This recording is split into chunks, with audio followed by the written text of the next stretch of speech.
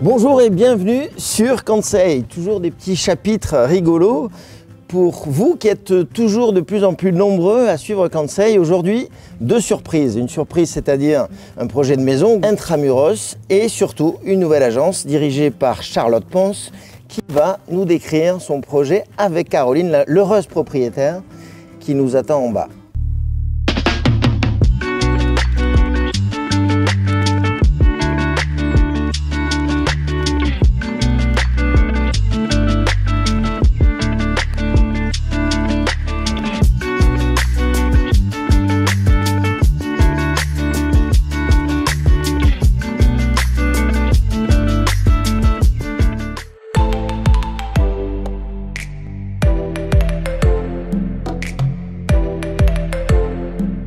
Coucou Charlotte. Bonjour.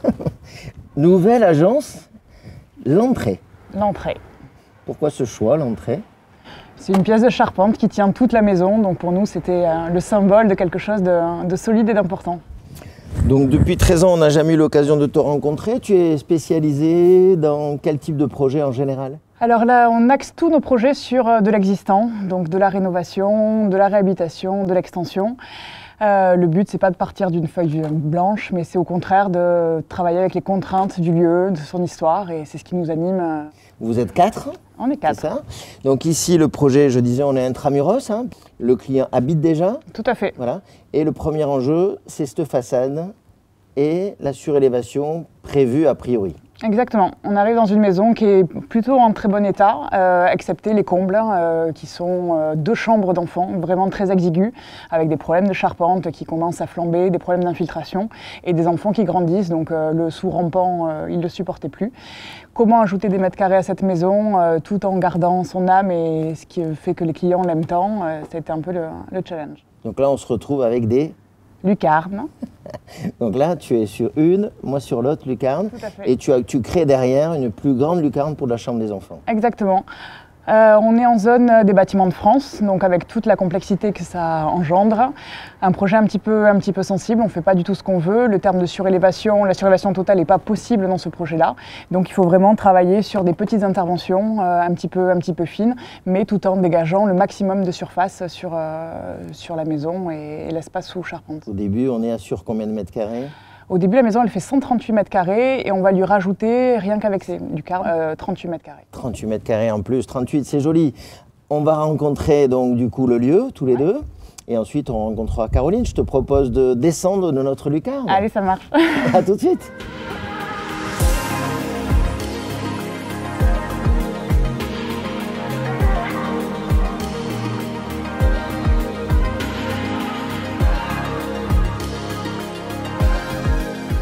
Bonjour Charlotte, on se check quand même. Bien sûr. Bon, là, on est dans le fameux lieu. Tout à fait. Je viens de descendre l'escalier qui est formidable, tu vas m'en parler. Ouais. Tu arrives ici, qu'est-ce qui se passe en fait? J'arrive sur un rez-de-chaussée qui est un petit peu cloisonné, sur l'état initial, avec une pièce très fermée qui empêche complètement le traversant. Donc la première intervention, c'est de dire on veut le plus possible de lumière, on veut que la lumière circule et on veut que ça devienne une unique grande pièce à vivre.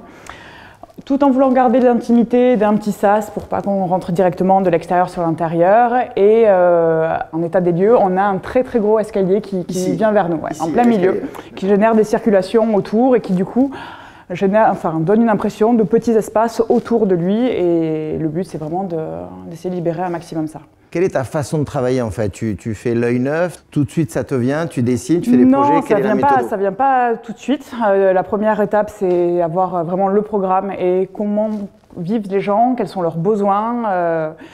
Est-ce qu'ils aiment les espaces très ouverts? C'est une famille. Est-ce qu'ils préfèrent être dans des espaces isolés? C'est vraiment la base du travail.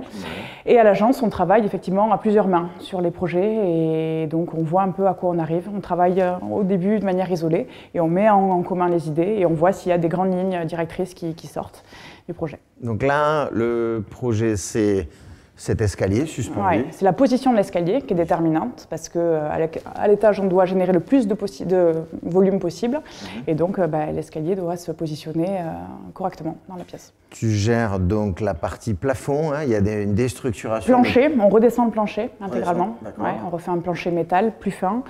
Vraiment, on travaille sur chaque centimètre pour essayer de gagner le plus de surface possible. Lorsqu'on se retrouve sur la baie vitrée, là, ça a été retravaillé aussi, oui, toute la partie menuiserie extérieure? Il y avait déjà une véranda qui était existante, bon, avec une forme un petit peu complexe.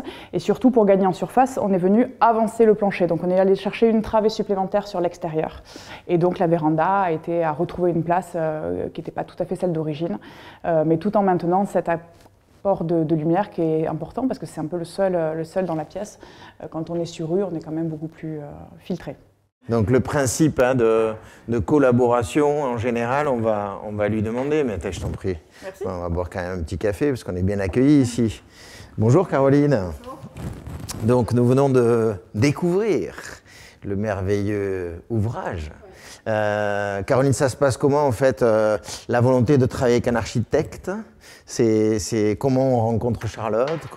Vous êtes un couple hein, très impliqué. En même temps, couple, il y en a un troisième dans le couple. C'est le troisième dont je parlais. Voilà. Effectivement, avec mon mari, on avait l'ambition de modifier notre maison qu'on a acquise en 2012 et qu'on aimait énormément. On s'en doutait, quelques éléments de complexité qui justifiaient le travail d'un architecte. Et puis, on aime l'architecture aussi. Donc, voilà. Vous aimez l'architecture. Donc, depuis 2012, vous êtes là. Vous habitez donc en gros une dizaine d'années. Et puis, tout d'un coup, vous dites chérie. Alors ça s'est fait effectivement au fil du temps, avec la famille qui grandit, les enfants. Donc la maison initialement était avec un étage en mansarde, donc c'était chaleureux, ça faisait un côté cabane.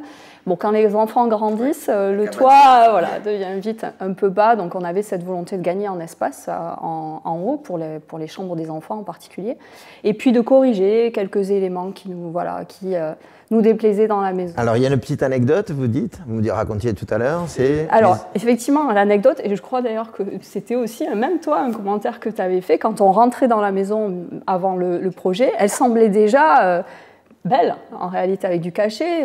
La brique et les galets, c'est une Toulousaine, donc elle avait les éléments de caractère de la Toulousaine, donc parfois on nous disait, mais pourquoi vous voulez toucher à cette maison? Voilà. Donc on a persisté dans notre idée. Toi, tu as su, dès lors que tu es arrivé, que c'était possible? C'est comme on détecte ce genre de choses? Je savais que c'était potentiellement un joli projet, mais complexe. C'était écrit dès le début par sa localisation, par les contraintes dont on a parlé précédemment, et surtout par le fait qu'ils y soient très attachés. Donc ils avaient envie de découvrir une nouvelle maison à la fin de mon intervention, tout en gardant tout ce qu'ils aimaient déjà dans la précédente. Donc on fait la liste de tout ce qui marche? Ouais, tout ce qui ne marche pas, qu'est-ce qu'il faut changer et comment on parvient à ça. De quoi vous êtes le plus fier, vous, Caroline, dans ce projet-là?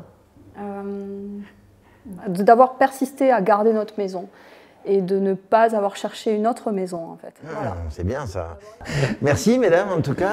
Encore un projet partagé. Hein. On voit bien la générosité de ces dames et du monsieur qui n'est pas là. Et surtout, comment on peut réussir les choses quand on décide de les faire mieux et qu'on y met toute l'application souhaitée. Voilà, vive les entreprises, vive les architectes, vive les clients hein, pour réussir tout ça. Et merci de nous suivre toujours encore plus nombreux. À très bientôt sur Kansai.